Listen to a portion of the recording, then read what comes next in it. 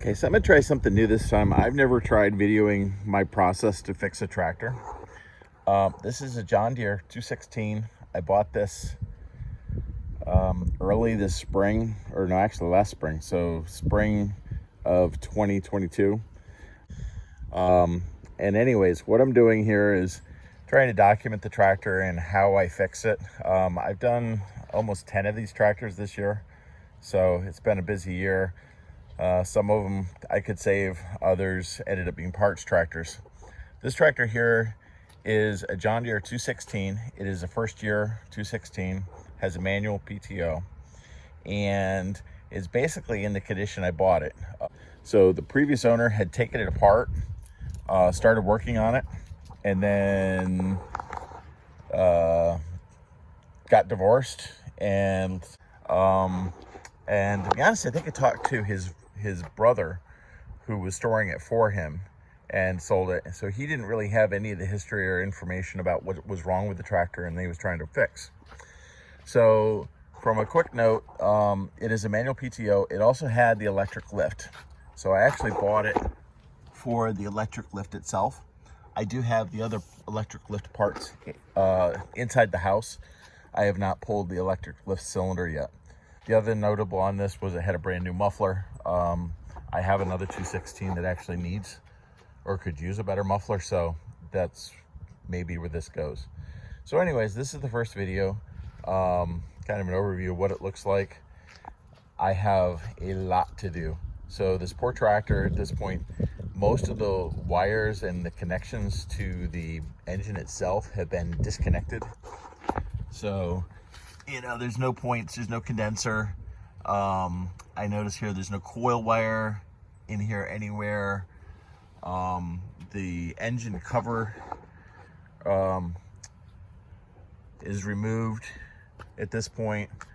So it's gonna be a process to figure this out. So I'm gonna kind of go through the process I use to check these tractors, and then we'll try to diagnose it and then figure out what we got to do to fix it.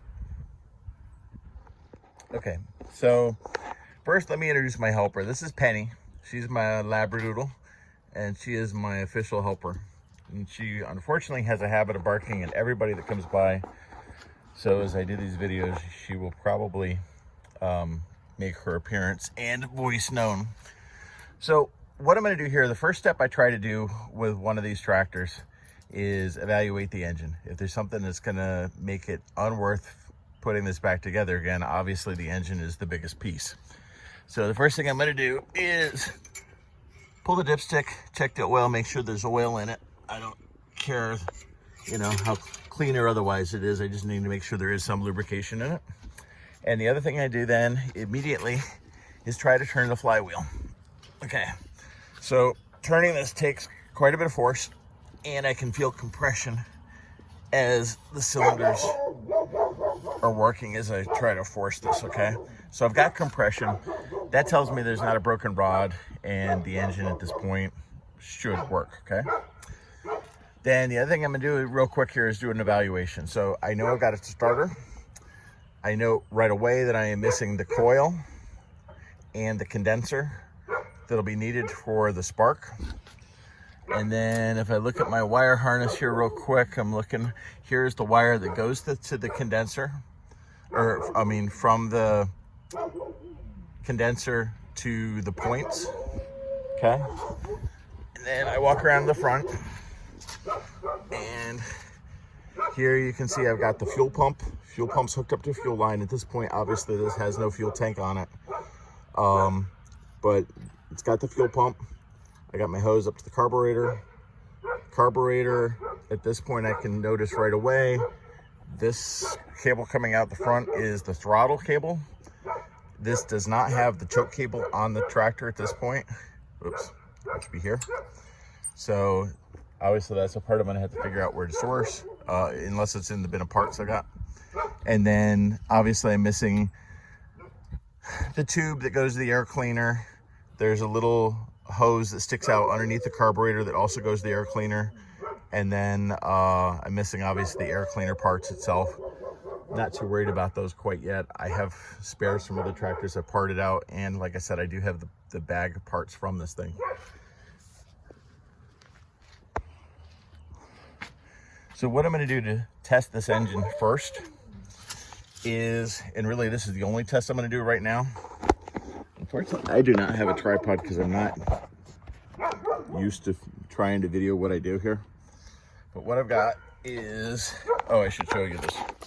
So to test my tractors, I've gotten in the habit of using this little battery pack. It's a simple little thing, but what it's got is a battery box, and then I attached a little gauge so that I can see what the voltage of the battery is, okay?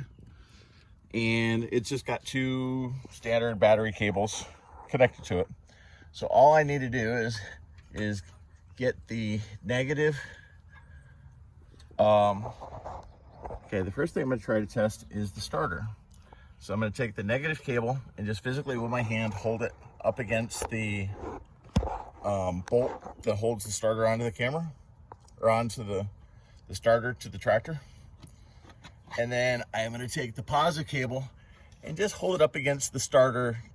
You want to hold it tight so that you're not shorting things, and just make sure that the starter will start.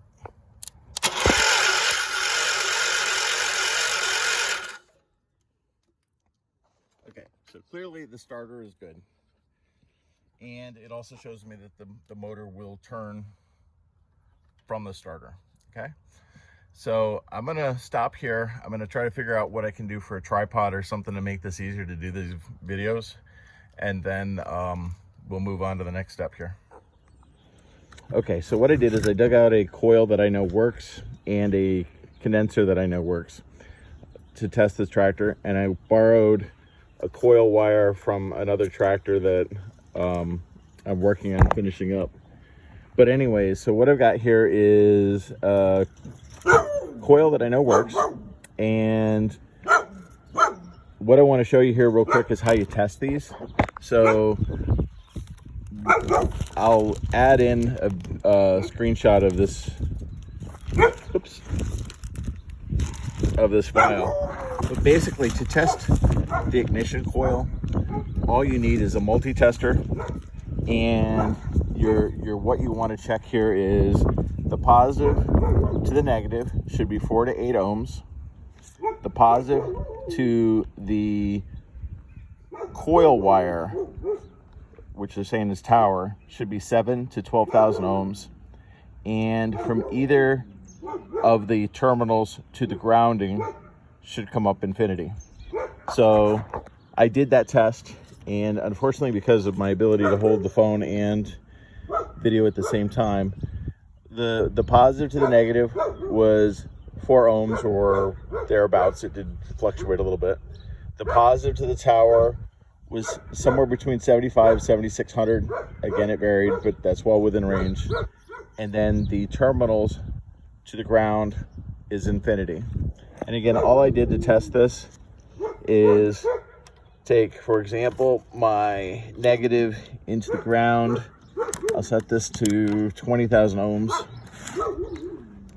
Okay, so to the negative, and then if I can figure out how to hold this, that I can do multiple things at once. That's my problem. I need to get a tripod or something if I'm going to do this. And then you can see it's 7.57, and that's on the 20K setting, so it's in thousands. So that's 7,600, 7,570 specifically, but 7,600 is close enough for what I'm doing. Okay, so anyways, it's well within range. Now, the other thing I need to do now, so because this is all hooked up here, what's important to remember on this is that your negative terminal on your coil needs to go to the breaker, the points, as well as the condenser, and your positive terminal is what connects to the power coming in. So when you look at your condenser, it's a little hard in this light, but there's a little plus sign on the condenser down here, and there's a minus sign on this side over here. So your coil wire and condenser wire are both going to connect to the negative terminal, okay? And then your positive wire, and then obviously your coil wire goes on to this as well, which then gets connected to your spark plug, or in my case, the spark tester, because that'll be the next step we do, okay? So let me get this hooked up and then we'll continue. Okay, so I'm up to the next stage. So what I've got here is my 12-volt battery pack, and the positive cable plugs is connected to the terminal on my battery. And on the tractor itself, I have it hooked up to the terminal on the starting solenoid that the battery is normally hooked up to. And I know the shadows are awful, but bear with me. The negative battery terminal then goes up and is clamped to the engine block itself, okay? Then I also ran a separate ground that I have clamped to the metal that's attached to, and I ran that over and clamped that on directly to the mount that's on the capacitor, or the condenser. So now, and then the coil I physically have mounted on this bracket. Now this is not, I'm not sure that everything is grounded. There's no cable from this battery tray or the frame to the engine, and because the engine sits on rubber mounts, that's why I added this extra ground to make sure that the condenser is ground. And the condenser does need to be ground, the coil does not. So then the other thing I did is my negative terminal on the coil is on the left-hand side, and I plugged and hooked up the wire that goes to the points to it, as well as the wire that goes to the condenser. The positive then is connected to the battery, to the wire harness itself, where the wire harness comes in. That's connected to the positive. And I see I did not put the nut back on. So with this now, I will be able to do a couple quick diagnostic tests here. Let me finish putting this, there we go. So put that little nut in there and get that tight. Now, so the first thing I want to do then is I've got the spark plug tester hooked up. So the one end is connected to the spark plug physically, the other is attached to the coil wire. And I just pulled it off. Okay, so it's clipped in there. And now all I want to do for this first test is crank the engine and see if we can get some spark.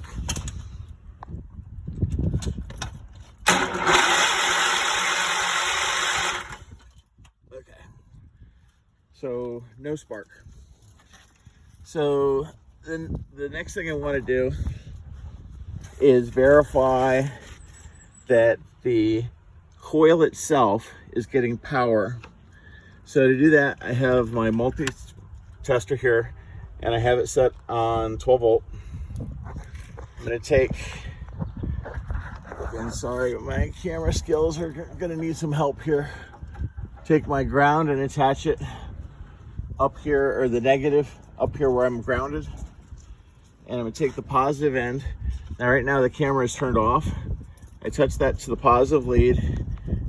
It should be no voltage. It's showing 1 volt. Not quite sure what that's about, but certainly it's not full voltage. Okay, I'm going to turn the key then to the on position, and I touch this, and you can see my battery through the harness is getting power to the coil itself, and it's 12.4 volts. Okay, so that tells me that the key is working to turn on.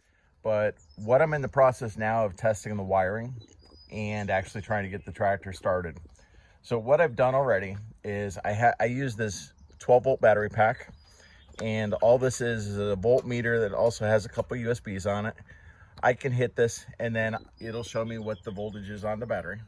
Okay, and the way I have this hooked up is the red cable comes all the way in, and it plugs into, or is connected to, the starting solenoid. where the battery cable would normally plug in. The battery cable is fully disconnected. The negative cable comes down and it is bolted to the engine itself. Okay. Now, because the battery cable I have doesn't have a second cable. Okay, now because I don't have a second, the battery cable itself does not have a second arm that I can connect to the frame. So what I have now is a second cable then that is connected to the bolt and the clamp, and it runs around and is connected to the battery tray, which is also connected to a little bracket that I use for testing. So what this has then, it has the coil that we tested before, plus a good condenser. The condenser and the wire from the points both connect to the negative terminal, or I'm sorry, to the positive to the negative terminal on the coil. And then the positive terminal on the coil gets connected to the wire from the tractor's wire harness itself. Okay. Now, what I also did while I was here is I used my multi-tester and ran the power leads with the tractor key on to both sides of the circuit breaker here and made sure that I have 12 volts. I also took the opportunity to check the wiring harness. So there's a yellow lead on this tractor that a previous owner has spliced in a bunch of extra wires. This is always hot and it does work when it's in the on position. This is the yellow wire that goes to the headlights, and I verified that the headlight switch works. The previous owner also had run a second green cable back for the taillights, and I verified they work. Okay. So now what we're up to doing, and I will skip ahead a little bit because I had a problem and I was trying to diagnose it, and unfortunately the video I was trying to take didn't come out. So give me a second and I will find the piece I want to show. Okay, unfortunately I did not get a video of this. So what this is obviously the points. You've got your wire that comes in from the condenser on the other side. It connects to a little screw on the front of the points, and then this flapper moves back and forth, and that creates the voltage gap that then sparks. Okay, so what happened was, and I tried to video this, but the video somehow did not save. I messed up somehow. But anyways, this is the original points that was on the tractor, and this didn't work. So what happened was, as I was trying, I knew the coil is good, I knew the condenser should be good, but try like I might, I could not get a spark. So I swapped this out with a brand new unit, and sure enough, I've got spark. Okay, so let's try this again. So to set the gap on the points, what I did is you loosen the screw right here. You can see this is loose. And then what you need to do is just gently push the bottom of the points up a little bit so that it's got tension up against the tractor. Reach over and just pull. It's kind of hard to do one-handed. Pull the spring-loaded flapper down. Just set that onto the points needle. And this is right now the 0.19 sides. Okay. Try to do this in a way that you can see what I'm trying to do here, but I need two hands. And then all I'm going to do is just gently push up on the bottom of this as I snug up the screw.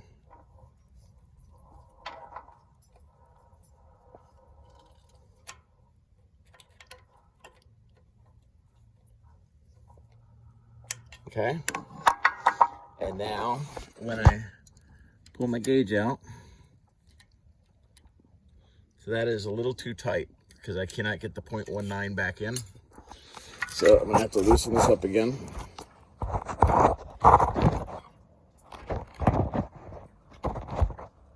There, found a place that'll balance maybe.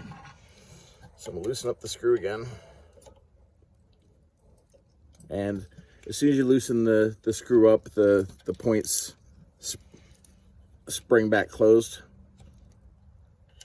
So I'm gonna try to do this time is stick it in so that the 0.21 side is engaged. Okay. So I'm gonna just reach underneath with my finger, push that up just a little bit to get just enough pressure that it isn't slack forward. And then put your screwdriver on this.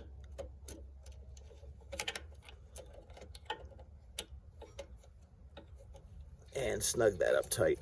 Okay, now, when I pull this out, so the 0.1019 will fit in there. The wider side is getting caught. It goes in a little bit, but it's just barely, so I think it's close enough for what I need to do here. Okay? And now, when I test this and spin it over, I will have spark because I've already tested it. But, so for the purpose of testing the spark, what I've got here is a spark plug tester. So I've got my coil wire here that normally would go onto the spark plug. And the spark plug's in here. Now I did already pull and clean the spark plug, a little bit of sandpaper, 500 grit sandpaper to make sure that it was clean. And then this is a spark plug tester that runs then between the spark plug and the coil wire. Now bear with me as I have to reach. And I turn the key. Oops, sorry, I forgot. So I've got one other thing hooked up to this. So this little contraption here is a remote start. And so it is wired up, and the positive lead goes on to the red lead, then is connected to the power from the tractor, and then the other, or from the battery pack I'm using, and then the black end then goes on to the part of the starter that would normally be activated, or the starter solenoid that would be normally activated by the key. Okay, so what that allows me to do now is I can sit here in front of the tractor, press the button, and turn it on. Now make sure the key's on.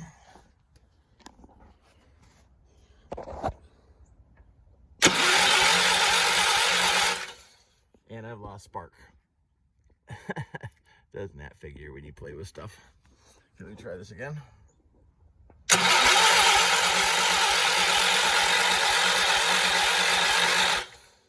Okay, there you go. So now you can see that I have spark in the system. So now finally I can try to hook up some fuel and see if she'll actually start. Okay, so I dug out my little fuel tank. Before I hook it up, I thought I should show you how this works. So all it is a very small go-kart or mini bike gas tank. It has a vented cap, and all I do is connect a small, bear with me as I try to zoom out here a little bit. I guess I'm zoomed out as much as I can. So I've got a piece of fuel cable that comes into two off valves. Doesn't really need to. It just happened that I was getting just a little bit of drip from the first one down to the second one, and to keep it from dripping when I didn't want it dripping, just added a second one, as opposed to trying to figure out why the stupid valve is leaking.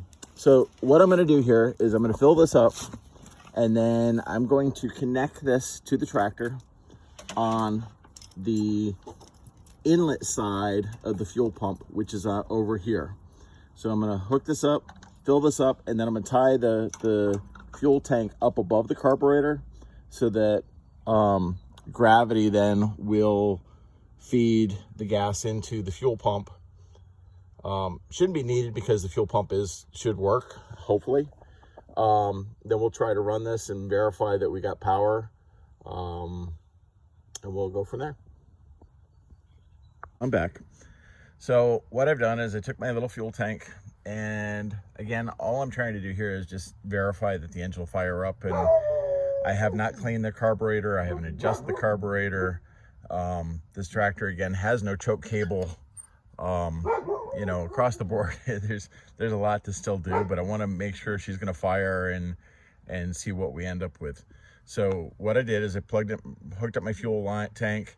All I did is just bent a fairly medium gauge wire. I don't know what gauge this is, but just some metal wire, connect it through a screw hole, and then rigged it up enough that it's, you know, supported. And then here's the two valves. So right now the valves are turned off, so I'm going to turn them on.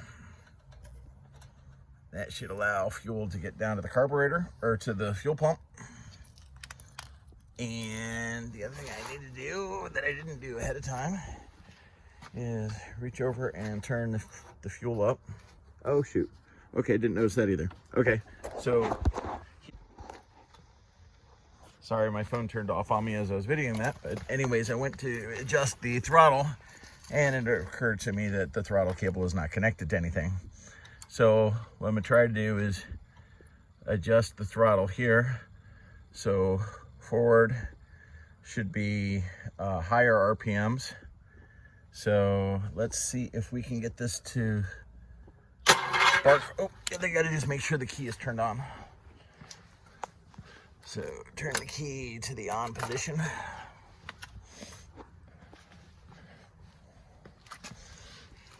Okay, and see if we can get this. Oh, and the other thing I did is I did remove the spark indicator, so that there's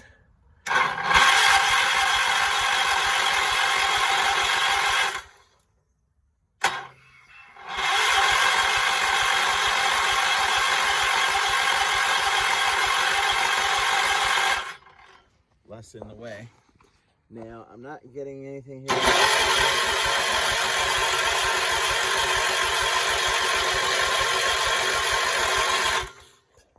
So I am getting sparks from the points. I'm sure the camera from that angle didn't show up, but I did do a point, or sparks.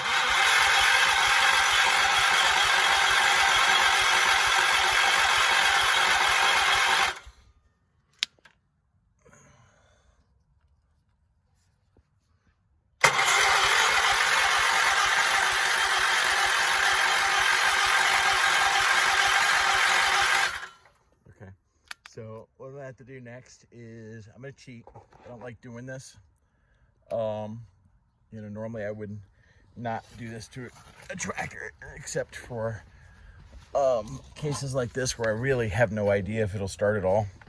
So what I'm gonna do here is I got a can of starting fluid, and I'm just gonna give it just a little zap and see if we can get any spark or fire. Ooh, there we go. Hey. So she will run.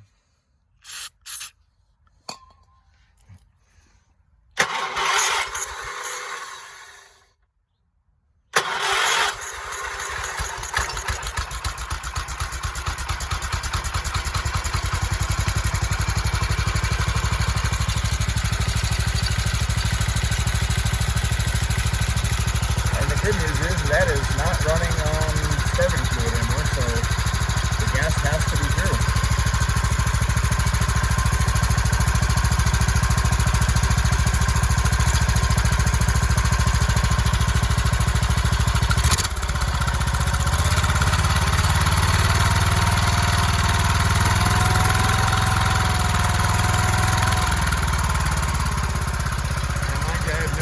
How long it's been since the last time this tractor ran, so it could have been years since the last time this tractor was run. So hard to say what the story is. We get a little bit of white smoke here, but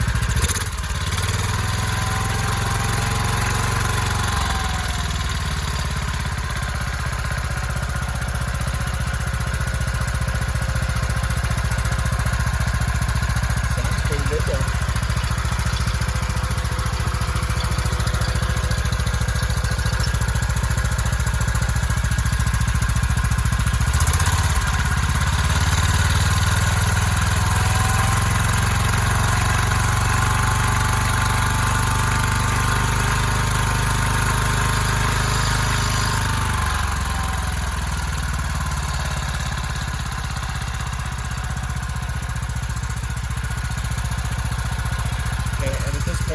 see the smoke is pretty much cleared up, so that's a good sign.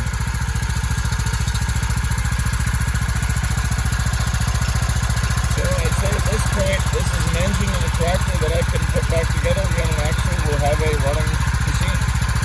The first year, 216.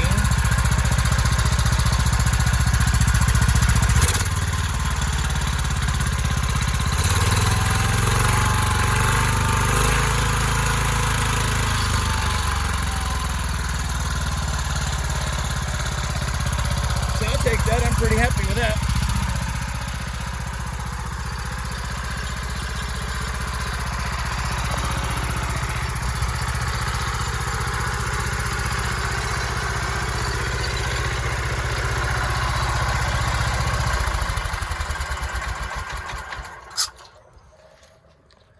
So anyways, this pretty much wraps up. Oh, I did not show you something I should have showed you.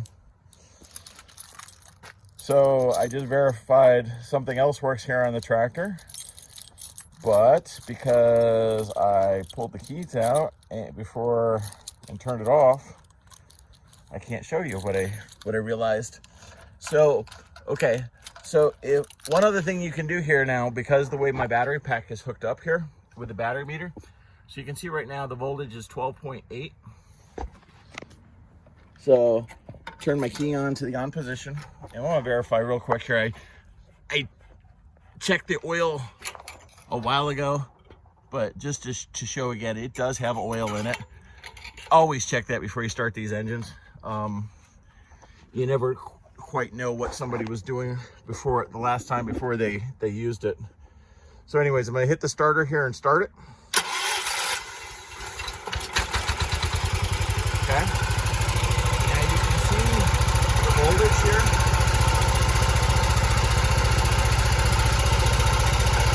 And I hit the throttle.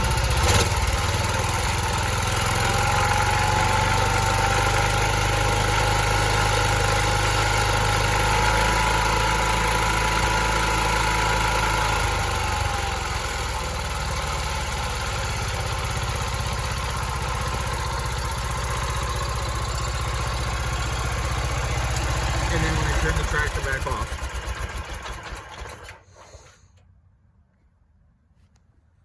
And it'll take a second for it to drop back down to where its steady state was, because the charge is still going in the system or whatever. But what that demonstrates then is that obviously the charging system on this tractor is working as well. Okay, so anyways, back to what I was saying before. So at this point, I know I have a running tractor, a running engine. It's got a bit of a mess in the wiring that I have to kind of straighten out, but otherwise, this is now ready. The next step for me then is going to be to rewire in the coil condenser correctly, fix up the wiring, make sure everything's hooked up right. I will not replace, I will keep using my test fuel tank until all of that is done and verify everything is running. And then what I will do is I will dig up the gas tank, clean out the gas tank, wash it, and then run new fuel line, put an inline fuel filter, and then test and verify that it runs off of the fuel tank. And then at that point, it's pretty much done. So thanks for joining me. That's the progress on how I go through to test and diagnose and try to get a Kohler K-Series engine working.